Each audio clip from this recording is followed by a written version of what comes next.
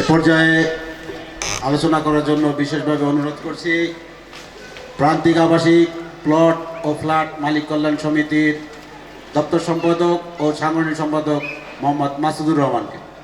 আলোচনা করছেন মোহাম্মদ মাসুদুর রহমান। আসসালামু আলাইকুম। উপস্থিত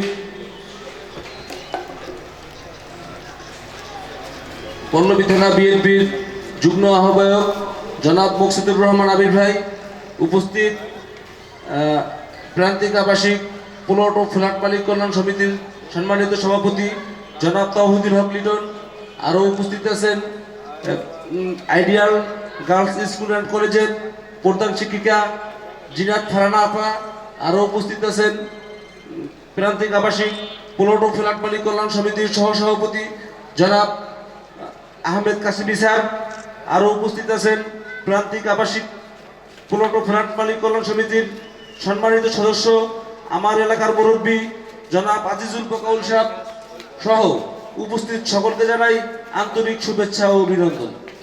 সম্মানিত সদস্যবৃন্দ, আমাদের এই প্রান্তিক আবাসিক প্লট ও ফ্ল্যাট মালিক কল্যাণ সমিতি একটা অরাজনৈতিক সংগঠন। আমাদের এই সংগঠনের কাজ এলাকার উন্নয়নের জন্য, এর বাইরে কিছু না।